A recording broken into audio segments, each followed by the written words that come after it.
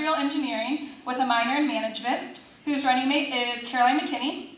They are dreaming big. Then we also have Mr. Stephen Caltrider, studying Accounting and Management, whose running mate is Joe Lincoln. They want you to ask what PSG can do for you. The format of this evening will go as follows. Each candidate will have the chance to make a 90-second opening statement. Then there will be 7 formal questions. Each candidate will have 90 seconds to respond to each question, and then each will have a 30-second rebuttal. We'll be alternating who answers the question first. Thanks very much, Aaron. Stephen, welcome. Thank you. Bobby? Well, I'm looking forward to this evening. The site that I really want, or the technology I really want access to, is Snapchat. And, you know, I thought, well, our IT folks are really, really good. And I went to them and they said, sure enough, you know, you hear all this stuff about Snapchat not having an archive, and, you know, they said, no problem, we can get in there. And wow, it was that useful. I really feel like I'm well prepared for this debate. PSG. So we really want to bring PSG to the common student, for the common students to know exactly what Purdue student government is doing and what it's able to do for them. So in the I in inclusion, a large part of that is bridging that communications gap through some of the initiatives that we've outlined, and to help everyone be involved in Purdue student government, not just those that are members of it officially. Stephen? Well, I could sum it up pretty quickly in about one word, which is relationships. But I'll expand on that. We are running our campaign like we like to run the office. Our goals are to have a relationship with every organization on campus. Stay in touch with them. We want PSG to be the middleman between every organization. Because what does every organization on campus have in common? PSG. And so if PSG can affect every one of those organizations, that immediate impact can be suddenly bring the campus more together through Purdue student government. Thank you. Bobby, would you like to use your 30 seconds to offer a rebuttal? Yeah, absolutely. I would completely agree that relationships are super important, and they're very important for everyone on campus to develop those relationships. And as I said, being involved outside of PSG, Caroline and I have developed relationships with an incredible number of student leaders on campus and an incredible number of faculty and administration as well. And we're ready to use those relationships that we've developed to better Purdue's campus. Stephen, you have 30 seconds if you'd like to use it. Yes, thank you. What I'd like to add is our biggest thing is making sure every single organization gets that attention. Maybe not those organizations that him or I are in, because we're all kind of into similar organizations. But we want to grab the entire campus and make sure they have that one thing in common they can all relate back to PSG. The center will bridge student organizations, student living, and fitness. How will you use CCEL to your advantage? And let's start with Bobby. Certainly. Well, I can tell you from a student government perspective, we are super excited to be in CCEL and to have the opportunity to interact with so many new student organizations on campus that we've not been right next to before. I definitely think this creates an opportunity for more collaboration between student organizations, and it also represents a different demographic that we'll be able to more easily reach. So currently in the basement of the Stewart Center, we do get some student organizations that come through there and people headed to the Union, but being in CCEL, it'll be on the 3rd Street corridor, the Success corridor, and we'll have the opportunity to interact with students that are living in residence halls, students that are heading to the co-rec, which is just a much different demographic than what we currently sit in. So I think if we are able to use that resource of this new location to reach out to a much more broad sense of campus, I think it'll definitely be a useful tool for us. Thank you. Stephen? I am extremely excited for the move. It creates a brand new opportunity to be able to walk down the hall and knock on a ton more organizations' doors. I cannot wait for the chance for people not to be able to ignore my emails. I'll be able to hunt them down within our building. But really, I think the move's great. I think it puts us in a better place on campus, doesn't isolate the freshmen, and at the same time get more organizations. So I'm definitely in favor of it. I think we can use it to our advantage, like I was saying, to kind of tie organizations together. Influence of Purdue administration to the benefit of students. And we'll start with Stephen. All right, so I guess what I would say is that you have to show both sides. You have to talk to an administrator from the student side and the administration side. You can't go to them and, $1 million might be the best thing ever for a student, but that doesn't mean it's the best thing for an administrator. So I guess it's kind of laying it down rationally and explaining to them how this opportunity could affect the students, how in turn it can make Purdue a better place. because we are here to represent the students of everything we do. We want to make Purdue a better place as a whole. Bobby? And can I hear the question specifically one more time? How do you plan to influence the Purdue administration to the benefit of students? Certainly. So I think that as Purdue student government, it's our role to be the voice for the Purdue students and to make sure that when we're at the administrative table, they are making their decisions in the mindset of their students. As students, we are Purdue's most important stakeholder, and that if we weren't here, this university wouldn't exist at all.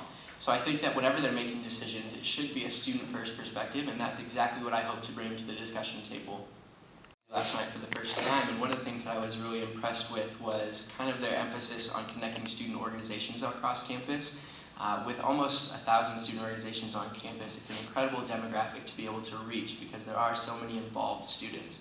And having that opportunity to connect students, whether it's through President's Roundtable, which exists right now, or through any other thing, anything else they would like to come up with, I think it's going to be a huge opportunity to be able to foster that growth in the community through student organizations. Stephen, you have an opportunity to compliment your opponent. Well, I think the biggest point that I really liked theirs, and actually noticed in the debate last night, was Caroline's comments about the transportation.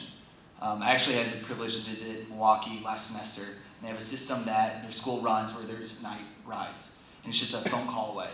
And I think the safety point that she made about that was a great point, and if Purdue could somehow implement something along those lines, it'd be a great opportunity for students to get home safely. In the Big Ten, there's a big diversity in student impact and university governance. Some universities have students actually sit on their university senate, and some have zero impact on their regents or trustees' decisions. But here at Purdue, we have the Purdue Student Government with the University Senate, and we 28,000 undergraduate students, 20,000 plus, only get one seat in the University Senate. So my goal, if I am reelected, is to pursue changing that, to increase the number. But how would you, as PSG president, lobby for more student impact on university governance? Yeah, I would definitely be interested in looking at the impact and how receptive the University Senate is to adding those additional seats on campus. I'm not sure that they'll be particularly fond of that idea, but if that's something that the student body is passionate about, then I would certainly encourage that. I think definitely what it takes is that one seat in Senate being particularly vocal and making their opinions known, and definitely going out of their shell and breaking out to put all of their efforts into representing the student body to its fullest capacity. Right now, with the president sitting on the University Senate, I think that the university does a great job of respecting their opinion and their student voice, and I don't necessarily see a need for more seats on that Senate. If that is something that students really want to push for, you can look into it and start seeing how you would add more seats. But currently, I think it's just kind of about the president, and our past presidents have done a great job of it. It's just vocalizing the student word, and to sit on and make sure you're heard. And I think the university does a great job of recognizing that. Did you want to offer a rebuttal? Certainly. I think if you look at our platform, you'll see the G does stand for growth, and part of growth is growth in representation at the university level. So I think that University Senate is a good place to start to figure out whether or not we'll be able to have more representation there, but also in other decision-making bodies on campus to make sure that our voice is always heard by some sort of representation from the student body. Did you want to offer a rebuttal? Definitely. I think the resources are there right now for Purdue student government, and they are used, and they can be even more used. And so right now, the university has set us up, and those resources are there to make a difference with the university, to give us representation. I think you have to start taking more action and really making sure to follow through with those resources. I think something that maybe wasn't really looked at was that for some members of the international community, smoking is a cultural aspect and something that they do with their peers, and I was just wondering how both of you, or either of you, whoever wants to answer this question, is planning on integrating that into the ban that was recently passed. And Bobby, would you like to start? Well, as Caroline mentioned last night, this was a decision that was passed by our student senate, and so it's something that as PSG representatives next year we are going to have to support.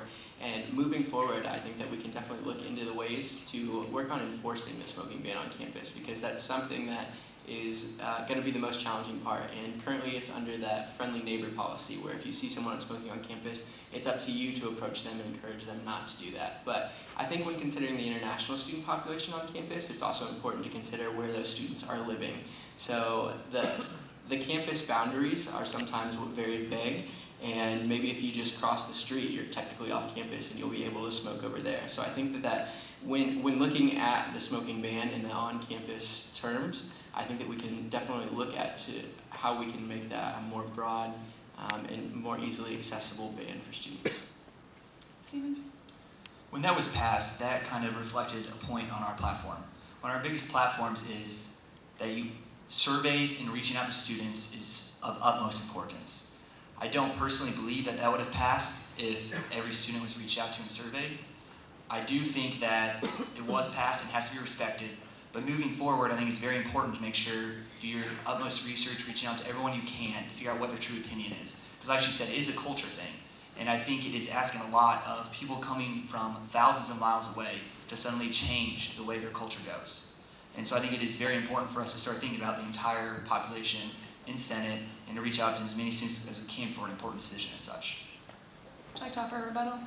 Yeah, I definitely agree that it's important to reach out with as many students as we possibly can on campus. And serving as the executive director of student engagement last year, I faced that challenge firsthand and saw how difficult that will be. So we can send out referendums and we can talk to people and figure out what they're going to vote things up or down. But realistically, you're still only going to reach a small portion. So a lot of face-to-face interaction is going to be important with that. And as far as the cultural change go, I think that the culture of America is shifting away from smoking and the acceptability of smoking. So I think that Purdue, once again, is just being a leader in an initiative and change. Stephen? I have to say I respectfully disagree. Through our campaign season, we've made it a point to talk to as many people as possible. And there has been some organizations just absolutely thrilled to sit down with Joe and I. They've never been reached out to, no one has ever tried to hear their voice, and they cannot believe that we took the time to sit down and listen to every word they had to say. So I think if you take that time, don't miss your boundaries, and try to every organization go a long way. Thank you. And moving on, we're going to do no more rebuttals so we can get through the rest of the questions. Next question. Hi, this is sort of an extension on that last question. You mentioned the international students and their opinion of the smoking ban. I'm from Speedway, Indiana. Now we're south of here, and I've smoked since I was 15. And honestly, I can't think of a way I can support or, frankly, follow this ban. As a smoker, I can say we'll smoke if we want to.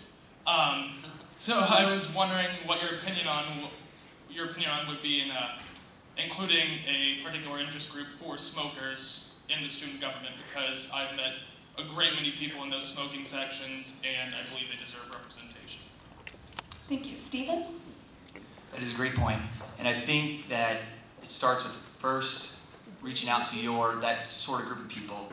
And I think that welcoming them in, and obviously any of them can join Purdue Student Government anytime and voice their opinion, but also Purdue Student Government represents the entire population. So it's not missing that group of people before a big decision is made like that. And nothing is set in stone. It always can be put back. But I think right now isn't a huge problem at Purdue, because smokers, for the most part, respected the boundaries, and there was designated smoking areas. So if you wanted to stay away from that, you could have stayed away from the smoking. So I think moving forward, it's just about really making sure how this decision is going to impact everyone, rather than just the people who vote on it. Thank you. Bobby? I think at first it's important to talk about that ultimately, because this was a recommendation from Purdue Student Government, it does get weighed by the University Senate, and I think that that's where a lot of opinions can be shared at this point, because it does have to pass through there to take any effect at all.